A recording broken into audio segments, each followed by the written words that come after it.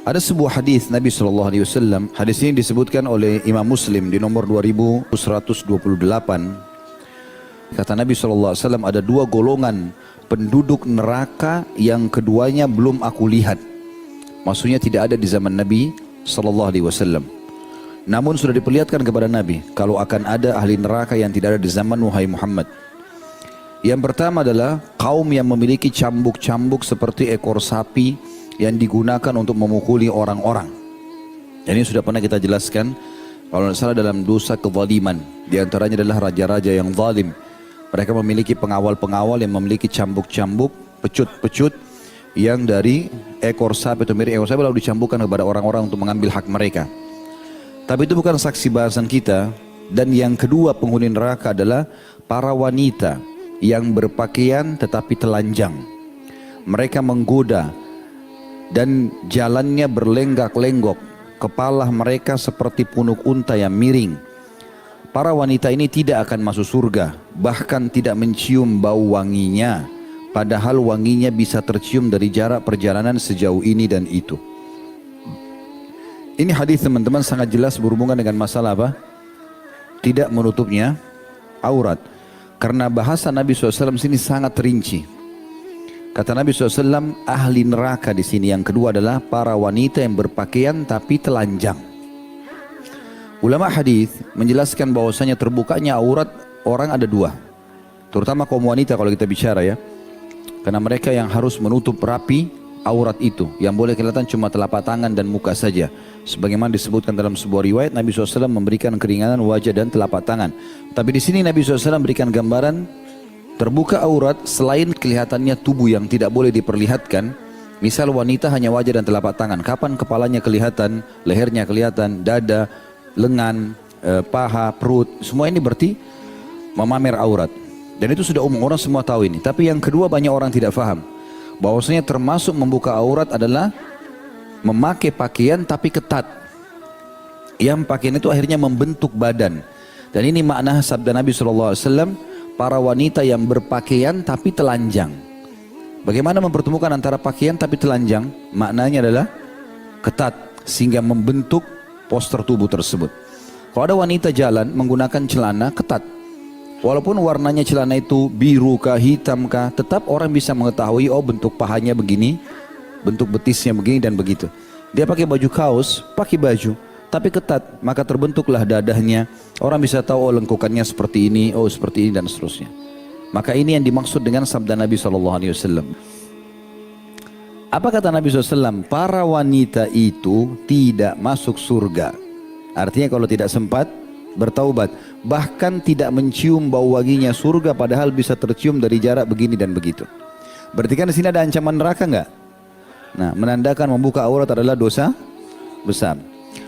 Juga teman-teman sekalian, di dalam hadis yang lain diriwayatkan oleh Baihaqi, akan ada nanti di akhir umatku ini, di akhir-akhir zaman, para wanita yang berpakaian tapi telanjang.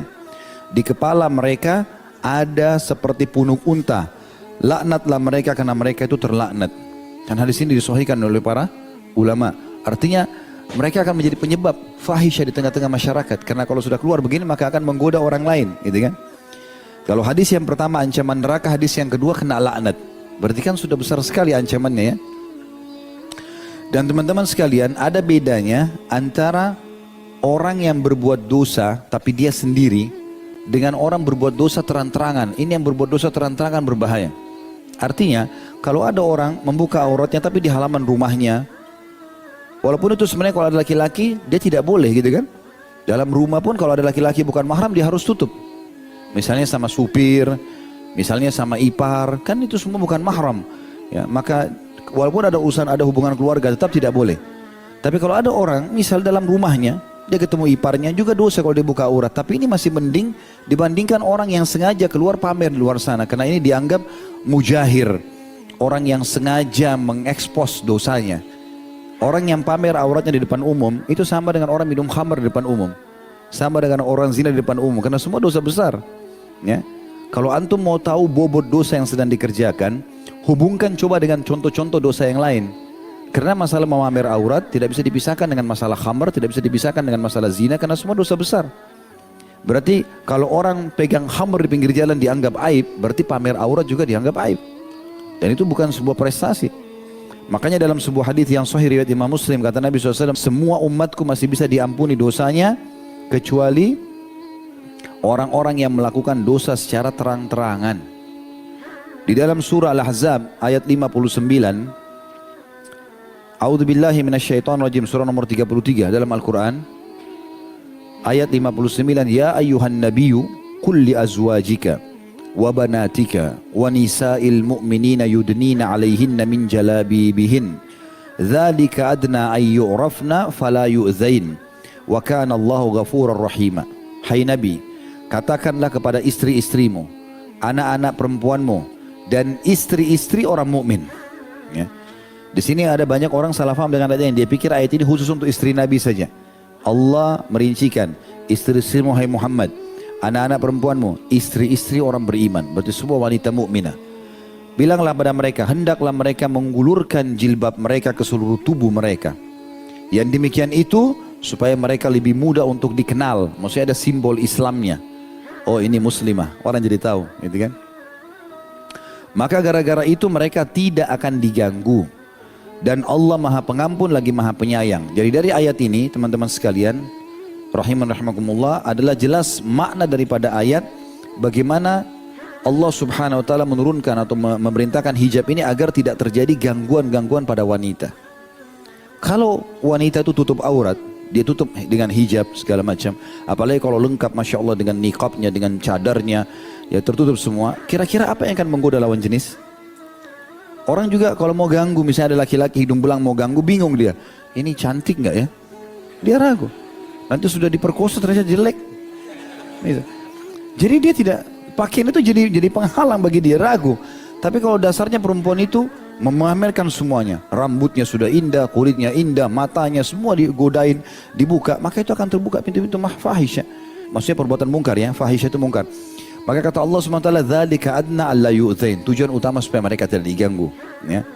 Allah bilang tentang masalah pentingnya kita menjaga pakaian, memakai pakaian yang rapi, tentu dengan menutup aurat. Dalam surah Al-A'raf juga surah nomor 7 ayat 31.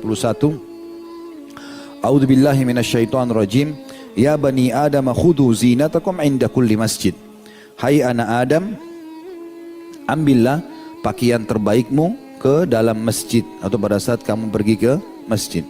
Subhanallah, terkenal peradaban dari zaman dulu. Kalau satu masyarakat itu dianggap modern, ya, maka di zaman dulu ya, sampai beberapa tahun terakhir saja, itu dianggap modern kalau pakaian-pakaian mereka tertutup. Sekarang misalnya contoh, orang dianggap itu modern pada saat dia menggunakan jas tertutup. Kemudian juga perempuannya mungkin menggunakan baju gaun yang besar, gitu kan. Berjalan waktu memang mulailah dipangkas, kelihatan ini, kelihatan itu, gitu ya.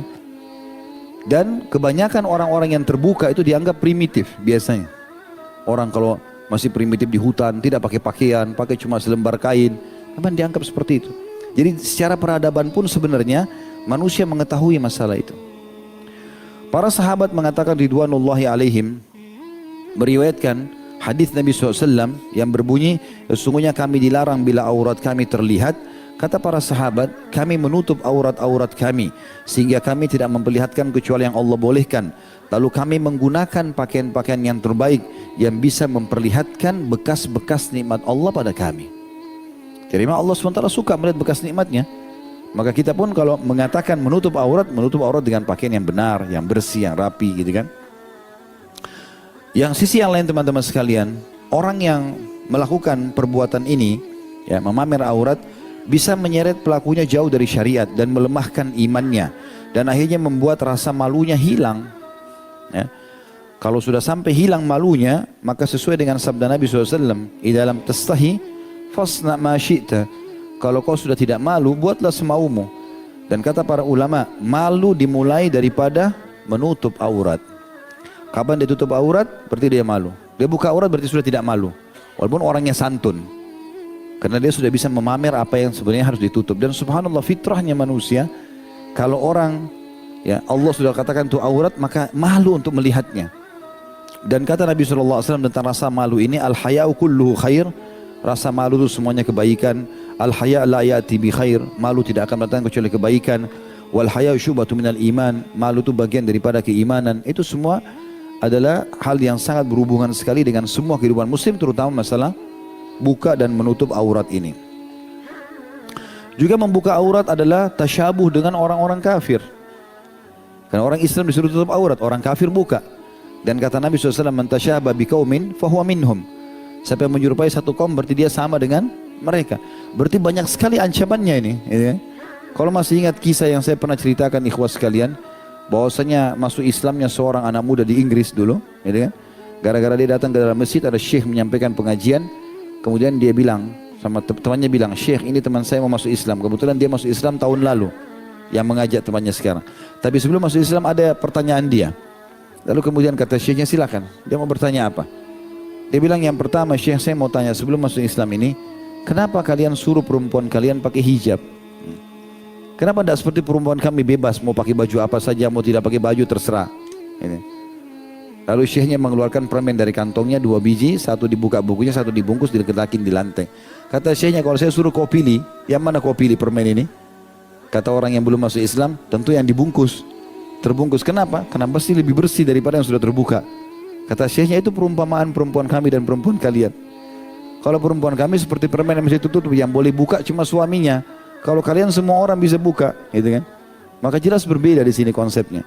Alhamdulillah gara-gara itu akhirnya dia faham dan dia masuk Islam.